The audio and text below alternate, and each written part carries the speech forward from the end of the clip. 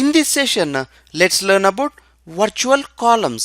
These virtual columns just appear like your normal table columns, but their values are not stored in the database. They are derived during the runtime. Okay? Another important point to note is you cannot insert any data into a virtual column. Why?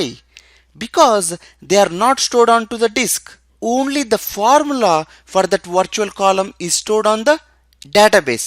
At runtime, Oracle database takes that formula and calculates the values for you. Okay? There are two ways to create a virtual column. Okay? The first method is your column name, data type, and generated always as the formula and the keyword virtual. Okay, this is a little bit lengthy. Another version is just column name as and formula. So simple, right? Yes. Most of the time I go with the second method since it is so simple. Okay. If you want to add a column once you have created the table, you can use the alter table to create the virtual column. Again, it is add column name as and the formula. Okay. What are the advantages of virtual columns? Number one, it saves disk space. Why? Because the actual values are not stored on the disk. They are just generated at runtime. The second one, need not update if the formula changes. And again, since the data is not stored on the disk, you are not updating anything. Just you update the formula and all the values will be displayed accordingly. Okay, now let's go and have the demo. Okay, let me create the table sales 1. Okay, sales date,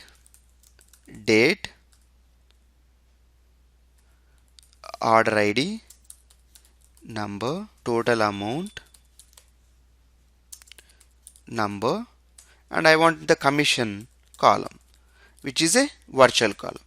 So let's create using the first method, which is generated always as and the formula, and the formula should always be in brackets. Okay, it is total amount into 0.01. Okay, close it and the keyword virtual and close the bracket.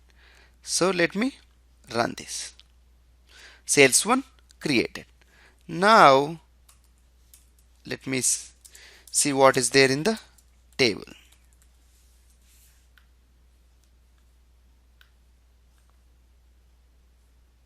No data, so let me insert the data. Set into sales 1, sales date, order ID, total amount. Okay, I cannot mention commission since it is a virtual column, right? Okay, so values 12th January 2015, order ID 1, and total amount 300. Close it and then let me run this and let's commit the data and see the output.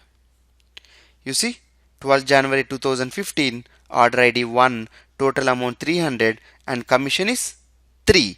How did we get 3? We didn't insert 3, right? Yes, we didn't insert.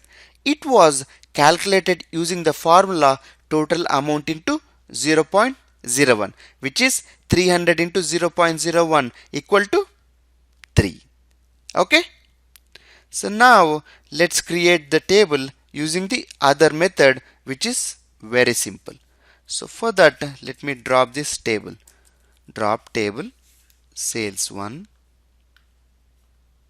So dropped, and in the second method you don't have anything. It is column name as and the formula. That's it. So simple, right? So let me create the table. It's created. Let me see what is there.